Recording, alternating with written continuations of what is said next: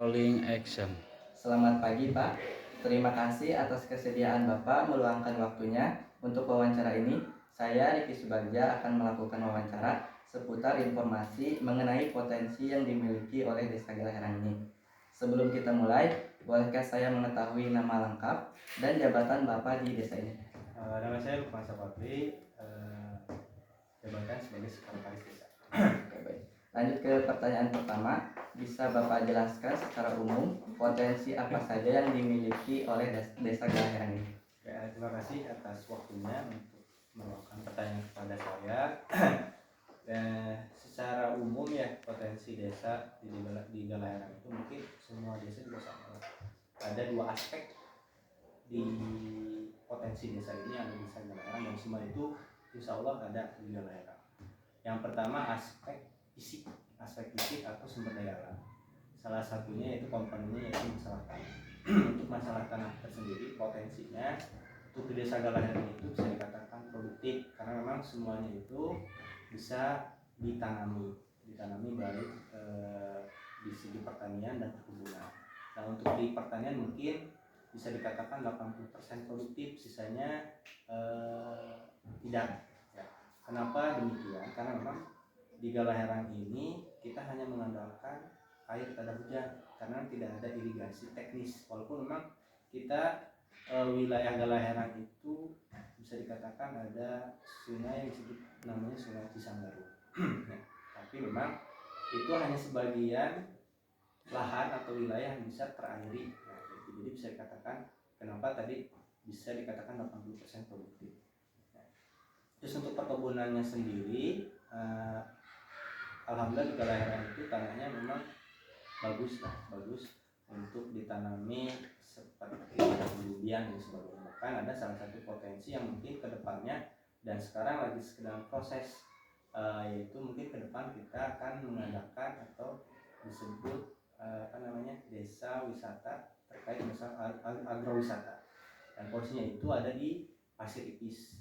Nah, Pasir Ipis ini saat ini kita sedang pengembangan ke sana.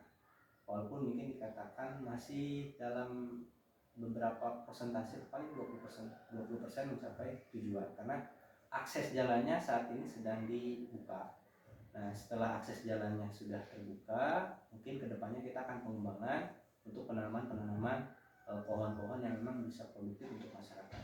Jadi itu salah satu potensi untuk masalah tanah di Desa Galaherang, ada salah satu titik objek yang memang akan kita jadikan sebagai objek wisata, yaitu agrowisata.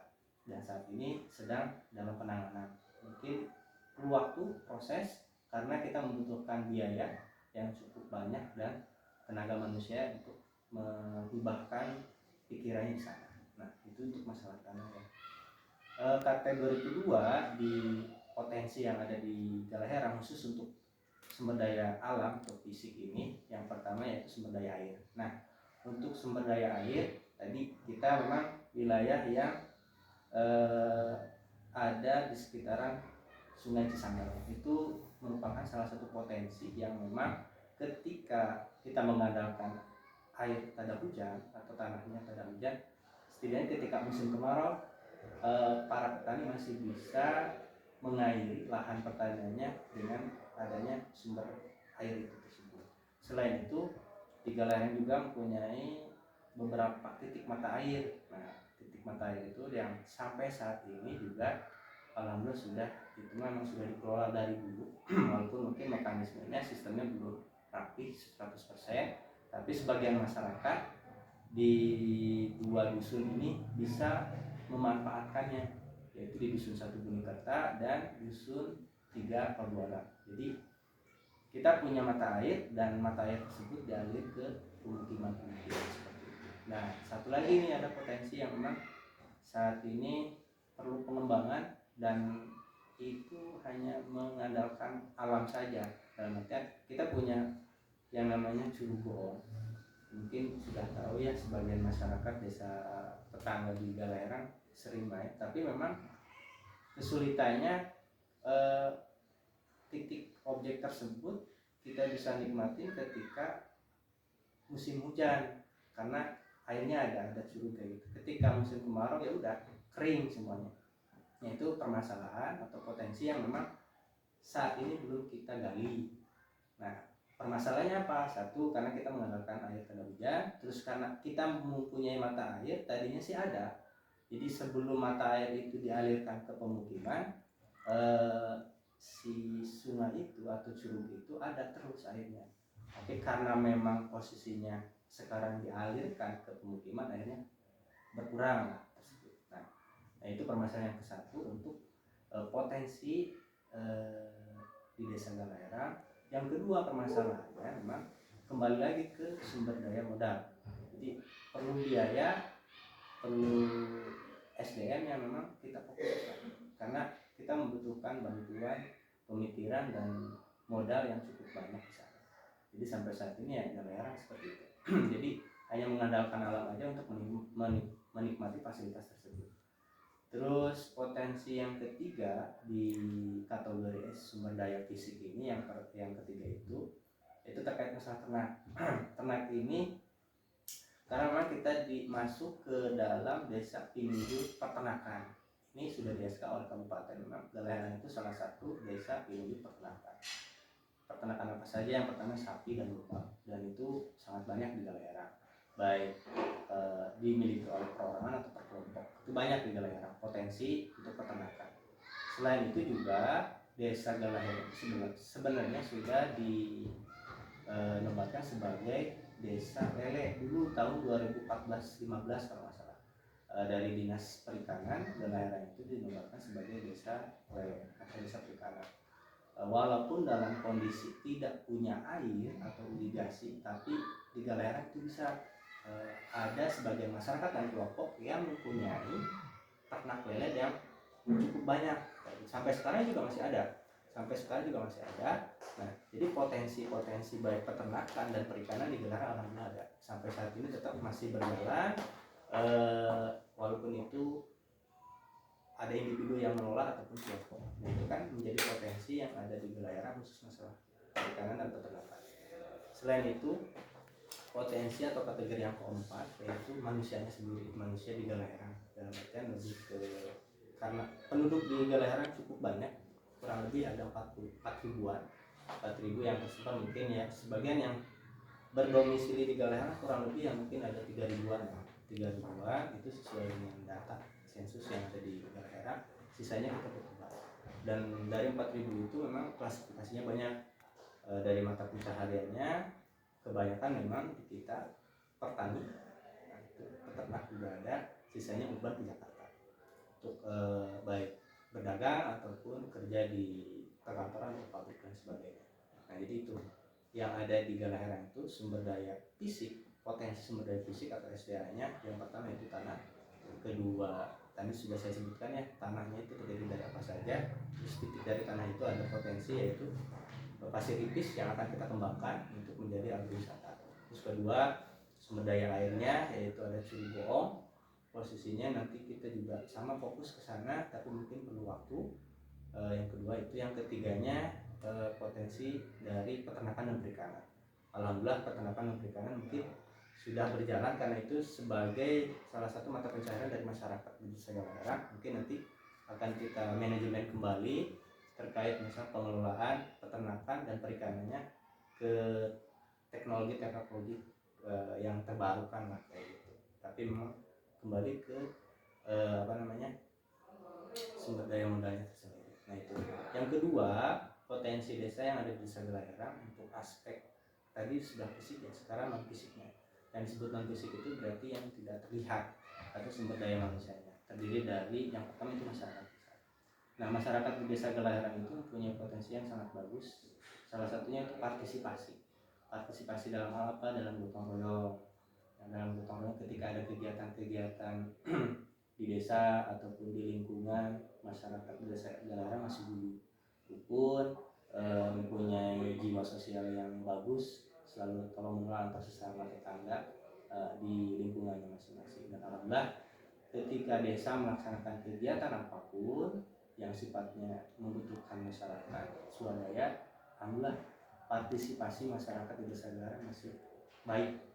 Nah, itu potensi yang sangat kita harapkan di Desa Galerang, dan alhamdulillah sampai saat ini sikap tersebut dari masyarakat Desa Galerang masih terjaga dengan utuh.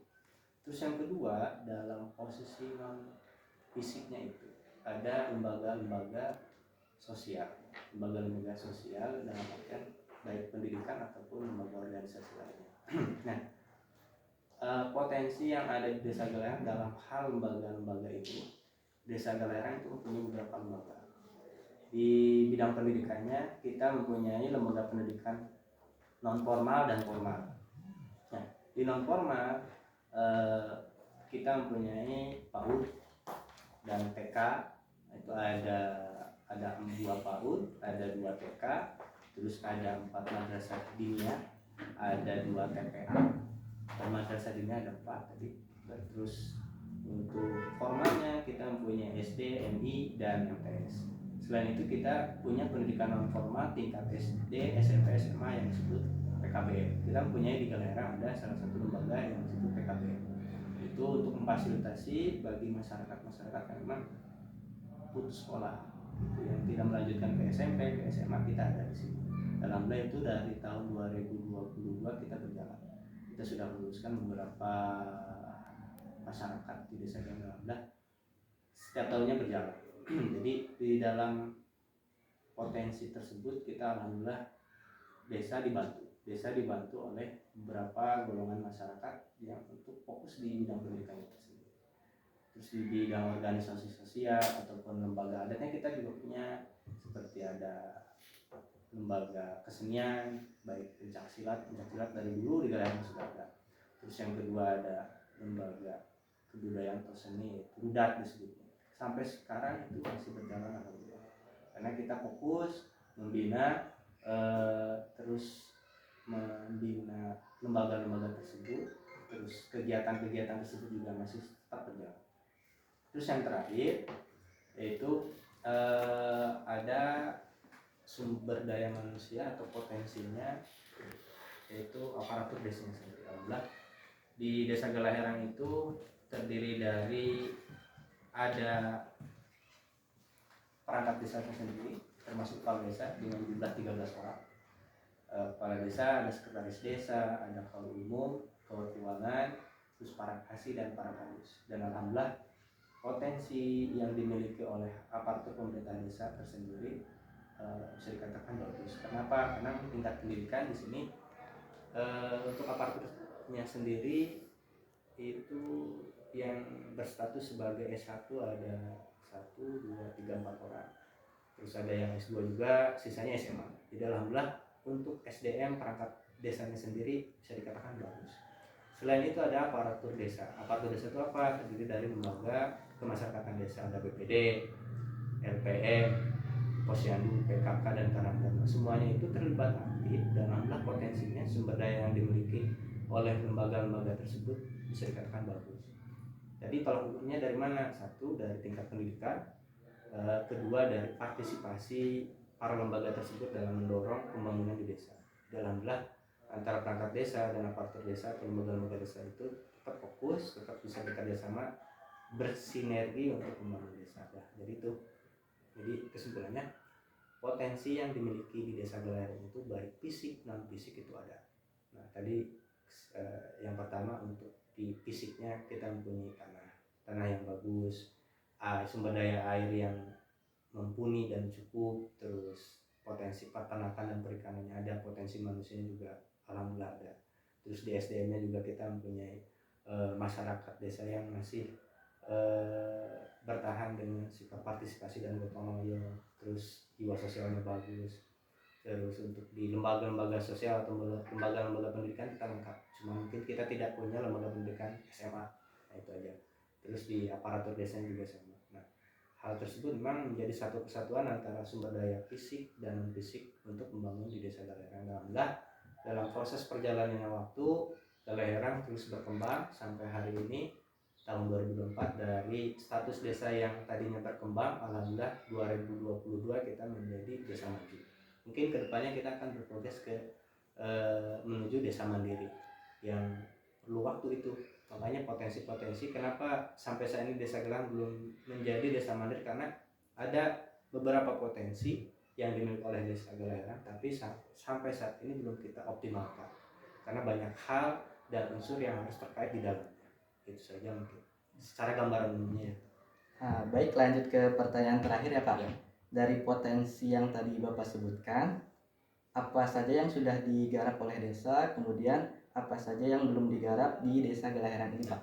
Yang sudah digarap, pertama yaitu potensi di pertanahan ya. Untuk potensi pertanahan kita sudah fokus di agrowisata Pasiripis namanya. Itu kita sudah jalan sampai 10-20% karena kita sedang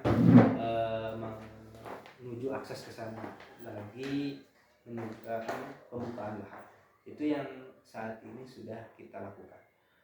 Yang kedua yaitu potensi yang kita miliki dan sudah kita kerjakan, yaitu pembinaan terhadap kelompok-kelompok masyarakat pertanian atau peternakan. Nah, itu sudah kita lakukan baik secara pelatihan yang kami berikan baik dari dana desa tersendiri ataupun dari bantuan pemerintah. Baik pelatihan ataupun bantuan fisiknya juga sering diberikan kepada kelompok masyarakat. Bahkan 2018 kalau nggak salah ada bantuan perikanan dari Dinas Perikanan. Kami di Desa Galeran dibantu oleh Dinas Perikanan untuk pengembangan di sektor perikanan.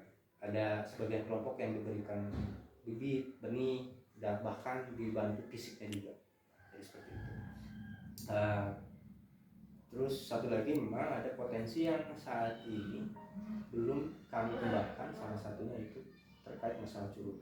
Jadi di Galeran itu punya curug, tapi memang kita kesulitan dalam hal akses menuju ke sana. Memang jalannya sudah ada, tapi mungkin ke titiknya itu agak lumayan belum kita eksekusi, masih ya terbentuk seperti itulah. Satu itu, kedua karena memang sulitnya air juga sih. Terus potensi yang belum kita kembangkan juga di sini, memang konturnya kan ada bebatuan sebagian. Jadi ada masyarakat yang memang punya keahlian. Jadi masyarakat itu punya keahlian dalam kerajinan batu. Kerajinan batu dijadikan sebagai mata pencaharian. Ya, dibuat untuk pembuatan cobek dan pembuatan batu nisan. Nah, itu salah satu potensi yang ada di Desa Galeran, dan saat ini itu sudah memang berjalan, tapi memang ada sebagian kelompok masyarakat yang memang kehidupannya itu mata pencahariannya itu dari sini. Itu bisa dikembangkan, mungkin insya Allah ke depan kita akan kembangkan, bukan hanya membuat batu nisan atau cobek, tapi dari kerajinan dari batu tersebut bisa dijadikan kerajinan kerja yang lain. Itu jadi potensi yang belum saat ini kita kembangkan di situ. Satu titiknya itu kerajinan masalah di batu ada di sini, karena sumber daya alamnya ada, sumber daya manusianya ada, yang kurang itu di permodalan aja. Nah, itu. Terus tadi di titik airnya juga di Curugomnya kita belum optimal kayak gitu. Terus untuk wilayah pertanian mungkin yang bisa dikatakan sampai saat ini belum kita eksplorasi, karena memang sampai kan membutuhkan waktu dan biaya. Jadi untuk potensi yang belum saat ini kita garap yaitu di bidang pertanian. Jadi sekarang posisinya petani itu hanya menggunakan ilmu konvensional saja. Ada sebagian masyarakat mungkin yang menggunakan teknologi ada, tapi sisinya semua tradisional. Itu saja. Terima kasih sekali lagi atas waktu dan informasi yang telah Bapak berikan. Siap, sama-sama, terima kasih. Salah mana tuh?